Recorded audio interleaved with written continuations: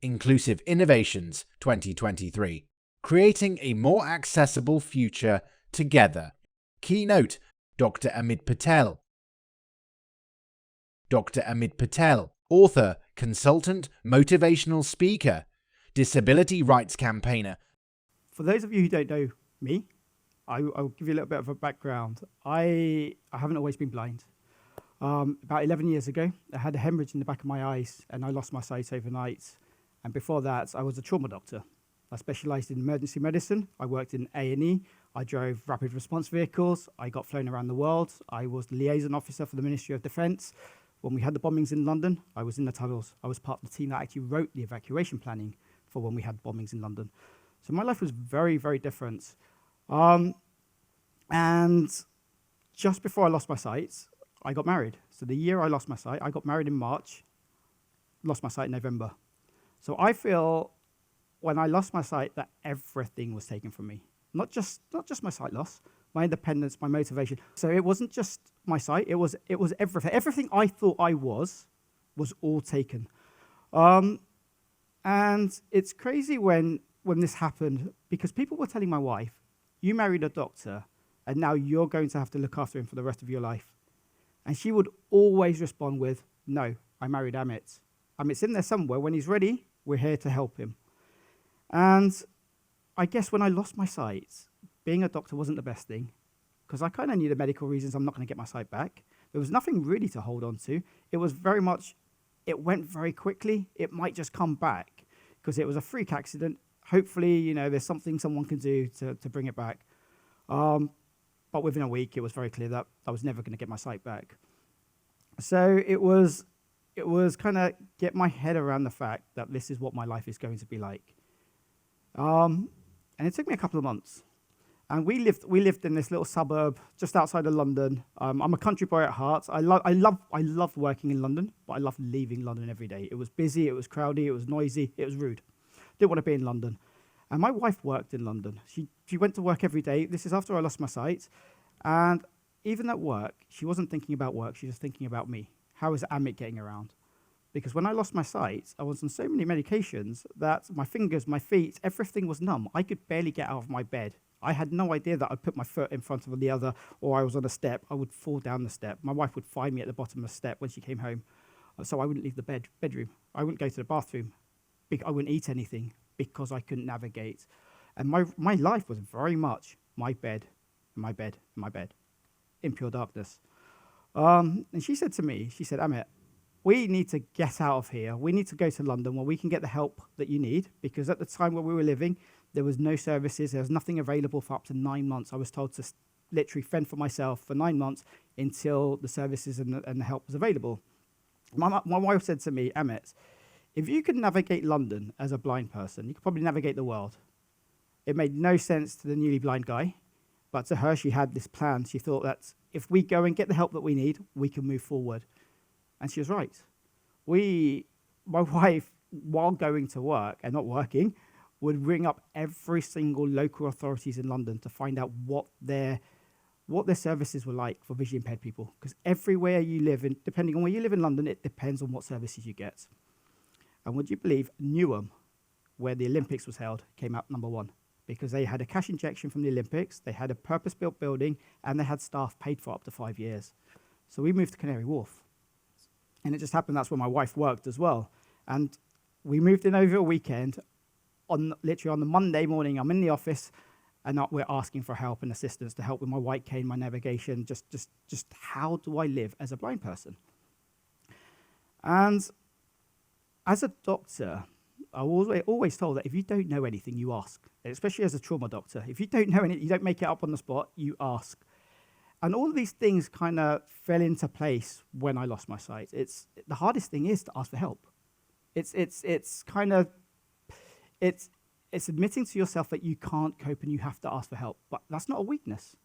That's a strength. I had this amazing conversation with Robin, who's just sat to my right in front of me on the way here. And we were talking about asking for help isn't a weakness. It's a sign of empowerment. You know your limits. There's only so much you can do. But the hardest thing is asking somebody else or asking a stranger. And For me, that was difficult. But with the help and the support, I started getting back on my feet again. I started getting the independence. It took me months to learn to use a white cane. And my only goal was, when I was learning to use a white cane, was to one day phone up my wife at work and say, I'm going to take you out for lunch. And that was it. That was my goal. It was to take my wife to lunch.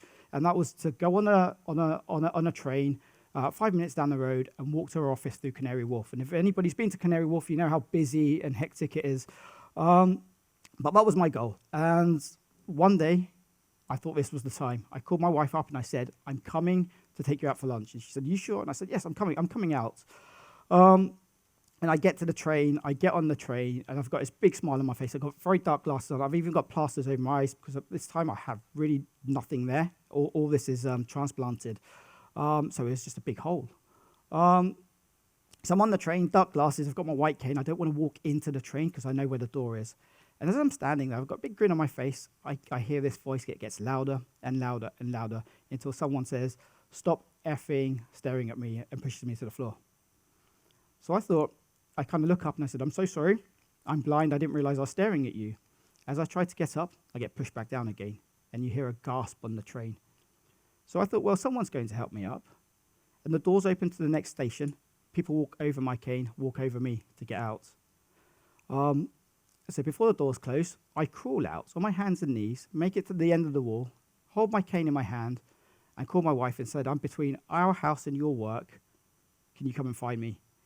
And she got on the train, she went past me, and then she had to come back and she found me. She took me home. Didn't leave the house for 3 months after that, because I thought, why do I want to put myself through it? And doesn't matter how much I worked, how hard I worked, that was all taken away within a matter of seconds. And I thought to myself, I can't live my life like this. It's too difficult. I started then slowly getting the confidence to go back out again. And I joined the RNIB. I started getting help from kind of living independently. And then on the back of that, I realized I was angry. I wasn't angry with anybody else. I was angry with myself because I know I could achieve so much more. And my sight loss was kind of holding me back. And it wasn't the sight loss. It was my fear of what other people thought of me. Because looking back now, I don't feel I'm blind. I kind of feel society reminds me I'm blind quite a lot, but I don't feel that I can't do anything. I feel I can do anything anybody else can. I just do it slightly differently. But with the peer support and the help and the confidence building, not only did I kind of start getting out and about, I started volunteering for charities. I thought, well, I need to be in a workplace. I need a purpose to wake up. I've never been without a job. I went straight from university straight to work. I thought my skill sets would be great, knowing the medical background and also having the sight loss lived experience. So I started doing a lot of charitable work. And then I thought, well, I need a job. I need to start paying the mortgage. So with the help of the RNIB, I put in applications to admin jobs. I learned to use screen readers. I learned to navigate. I even learned Braille. And I thought, well, if I can get back into the workplace, hopefully I'll figure out what I want to do. I can't go on the front line. Maybe I can go back into medicine, into research, but it's baby steps. And I did my applications, and there's always a page at the end where it says additional information. And I thought I'll be really honest and put down, I lost my sight at this time, but since losing my sight, I've learned all these new skills, thinking that will be a bonus, as someone could see that I can adapt. Not one phone call, and this is after 100 applications for work, for jobs that I was overqualified for. And it kind of gets you down. You kind of think, well, why bother? And my wife said to me, well, it's not the fact that you're overqualified, Amit, it's the fact that you're admitting that you're visually impaired at the end. Let's take that last page out, resubmit 10 random applications, and see what happens, which we did. We submitted 10 identical applications, just left the last page out. I got a call back for every single one. When I went to my first interview, this was a big bank at Canary Wharf, went for my first interview, I was told I lied, that I didn't disclose my disability. So I asked them whether they're looking at my disability or my ability. And they had nothing to say about that. Another organisation told me that I was perfect, but they weren't sure how the colleagues in the office would react to a blind person in the office. Then I was told the screen reader isn't compatible their system isn't compatible with my screen reader. A third one told me that I might not be reliable because I might miss the train in the morning because I can't see. And these are things people are telling me. And I thought to myself, I'm quite a confident guy. And if this is happening to me, it's probably happening to a lot of other people out there. So started kind of asking the questions out to charities. Is this the norm? And it is. People see the disability, not your ability. They see the white cane, they see the guide dog, they might see a wheelchair, they might see your adaptations, but they don't see the person behind it. And that, to me, that's not a society I want to live in. I want to be Amit, I don't want to be blind Amit. And it's such a difficult thing to say, life is easy, because it isn't. It doesn't matter if you've got sight or you haven't got sight, or you've got disabilities, you haven't got disabilities. There's always ups and downs. But I've always found that if I have someone to talk to, I found it really difficult when people used to come up to me and say, and close their eyes and say, oh, I can imagine how difficult it is being blind. And then they open their eyes and walk off. You kind of think, oh, okay. But it's only when you're around peers who kind of lived the experience, who are going through what you're going through, maybe not the same journey, but your emotional journeys are very much the same, and they understand. It's the hardship, it's the way people look at you, the way people talk to you, the way people look down at you. I've had people come up to me and say, "Have you come to this country? Have you come to London to get benefits because they don't have it in your country?" I was born in London. They asked my wife, "Did you marry a blind person for his benefit, or the fact that you didn't have to put your makeup on in the morning?" And the worst one, in front of my kids, you are selfish for having kids because you're not going to be able to love them in the same way a sighted person can. Now, I don't know how people's minds work. Mine obviously doesn't work that way, but others do. And it's crazy the things you hear. You can't be on a train early in the morning because if we ever have an incident, how can we get you? How can we help you? How are you going to be able to get off? My guide dog will probably be the first one off and will probably be helping you off the train.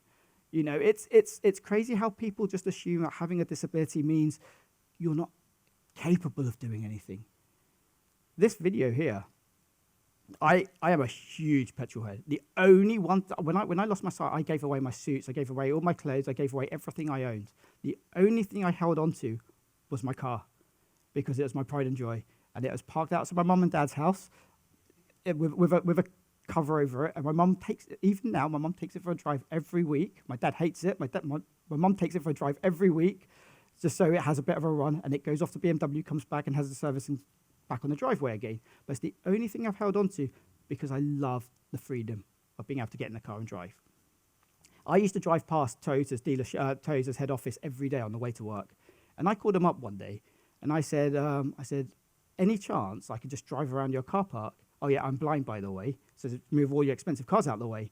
And they said to me, we'll call you back. And I thought I'll never hear from them again. And I get a call back from the head of a PR at Toyota, and they said, Amit, we know who you are. We've seen you on social media. We know what you're capable of doing. So I was trained to drive a car by the traffic police in London. So not about the speed you're going, but the feel, you're holding your hands in the right place, 45 degrees, 15 degrees, all of this stuff, using gears, using a clutch, using a brake. And so they said, we know who you are. We know we can probably do a little bit better. And they said, meet us at a disused airfield in Oxford, or at 7 o'clock in the morning at this time, which we did. And they literally teamed me up with a gentleman called Mark, who you saw in the video, and he's an ex-rally driver. And they put me in an electric car, and they said, let's go up and down the runway a bit. If any of you drive an electric car, there's no feel. You don't know what you're doing. It feels like a go-kart.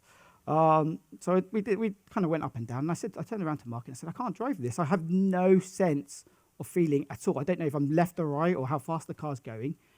And he turned around and said, do you want a petrol car, Amit? And I'm like, yeah, give me a petrol car. So he went and got another petrol car. And this is not a car with dual control. This is just a normal standard petrol car.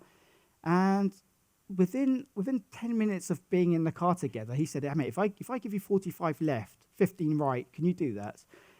I have nothing to concentrate on apart from what Mark is saying to me on my left-hand side. So my head is constantly just straight on, and I'm kind of doing this.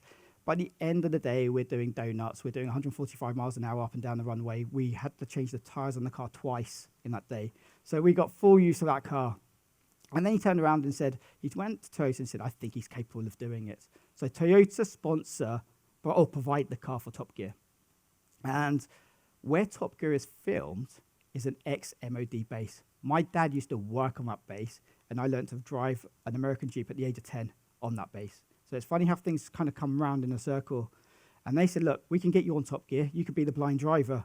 And the car they use on the car you see me drive is the actual car from Top Gear, no dual control. And it's a live runway. So at any time you can get the call on the walkie-talkie saying, off the runway, there's a plane landing. And you literally do have to come off. But I was with Mark for one day. And we did the 5th fastest lap. And I always like to say, if I didn't have Mark's ballast, we could have come top 3. But I don't want to say that in front of his face. But that's how it was. But it was all about communication. That's the key thing. It was about, I trusted Mark, and Mark trusted me. But I couldn't have been where I am if it wasn't for my wife. If it wasn't the fact that my wife didn't see the disability, she just saw Amit. And I remember, I've never cried in front of my parents, but when I lost my sight, I didn't want to show them the real emotions. I didn't want to tell them how much it really hurt. I kind of had that fake kind of smile on my face, like everything will be okay, when truly I didn't think it would be. I didn't truly think I would ever be happy in my life.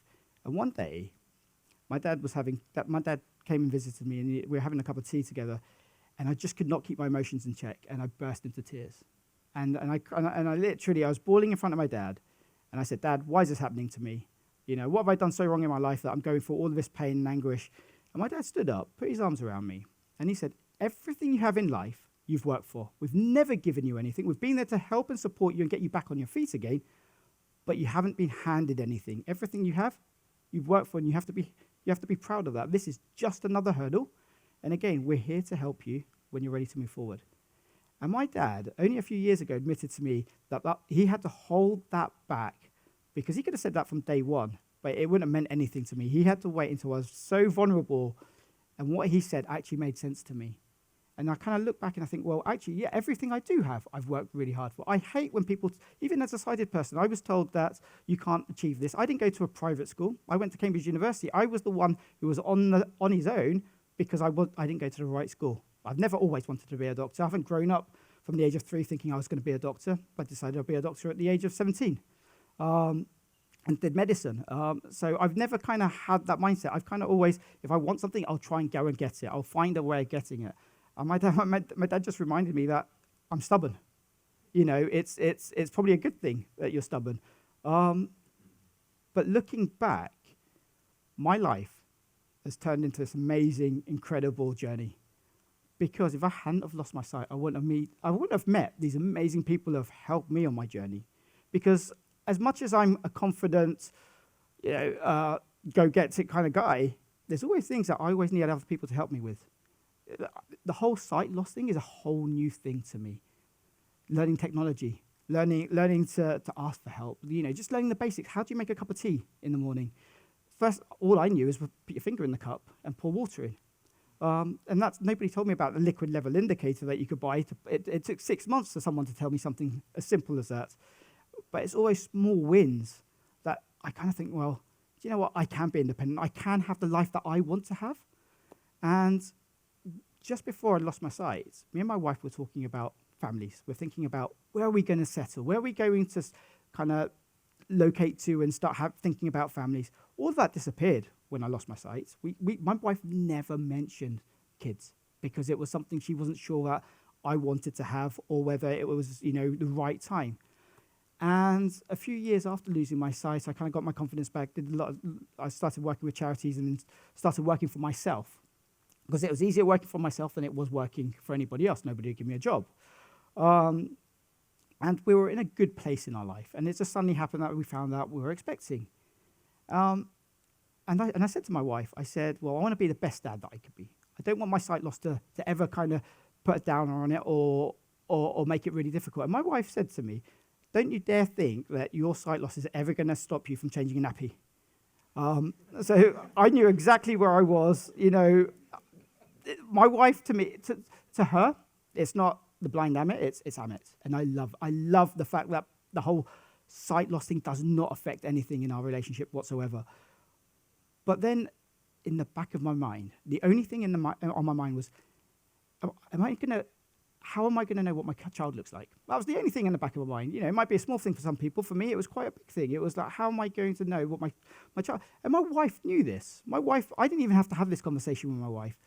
The moment my son was born, the first thing my wife did was describe him to me. And she did this every morning, every afternoon, every evening. And now I've got a 4-year-old daughter and a 7-year-old son. They will come up to me and say, "Dad, feel my nose. It's got a little bit bigger than last time you felt it," because it's part of what we do in our house. And to me, learning all these little things to having to change a nappy as a visually impaired person, finding children's clothes, the little poppers you have on their. In America, as standard, they have magnets. You just let go and it just closes. It's like, it's simple that you find these little things that work for you. Finding a buggy that you can pull, and you can have a guide dog on your left hand side. These are buggies which are probably on the high end of things, but it's the only thing that works. I even tried retrofitting a buggy where I chopped the wheels off and then soldered them on. It worked for 2 weeks before the wheels fell off. So it wasn't the safest thing. So sometimes you have to adapt. I always say that disabled people are problem solvers. The world is not made for us. We're sometimes an afterthought. We will find a product and we will retrofit it to work for us. And it was a great conversation I was having with Robin this morning, and he kind of encouraged me to the fact that, reminded me that we are problem solvers. We don't let anything stop us. We are natural problem solvers, because you can go out and buy a laptop for a couple of £100, but you can spend up to £800 to £1,400 to get a screen reader to be compatible. When I lost my sight, I was giving speeches. I remember having to buy a printer, a Braille printer, which was £15,000. Do you pay a mortgage or do you buy a printer? These are the big things. I got one of those Belkin Brailleers, and I would sit there for ages typing away. But it's what you had to do. You would find situations. These little bump-ons, little stickers, little tabs anywhere, just to know where the switches are. We are natural problem solvers, and I do a lot of talks for organisations who say we want to be inclusive and diverse, but they want to be a tick box. My audience will be organisations that will say, right, we want to do this, want to do this. You have a conversation, but there's no change at the end of it. People in this room are change makers. You're here for one reason, because you've got your lived experience, or you're making a change to people with visually impaired or disabilities. And the little tech, the little gadgets, the everyday little things make a big difference. I was talking to a Catholic on the way in here, and I was saying, for me, it's not this big hoo-ha, really expensive gadgets that I use every day. It's the little things to know the difference between a can of baked beans and a can of spaghetti. Because my child wants spaghetti, not beans. It's to be able to go into a restaurant, take a photo of something, of a menu, and be able to read a menu. It's to have the independence. It's to have the confidence to go out and venture by myself when I want to, at any time. It's not to be reliant on other people. Technology plays a huge part in my life. Liquid level indicator. It's the small things that make my life easy. It's just overly complicated items sometimes just don't work for me. I'd rather throw them away and go back to basics. It's when other people assume that this is what we need for blind people without testing it with blind people, or it's telling me this is how you should do it, but you've never had any experience with sight loss. How would you know? Oh, it's because I put a blindfold on for work. It's the basics. For me, I love the fact that I'm a dad, I'm a husband, I work around the world. I do things that I want to do, but I don't do it alone. I have this amazing partnership, people I can turn to, people I can rely on, people I can have a cry on their shoulder sometimes, because believe me, the stuff you hear, or the fact that people think that they can say anything to a disabled person, we're not going to say anything back. I think it freaks them out when I do respond.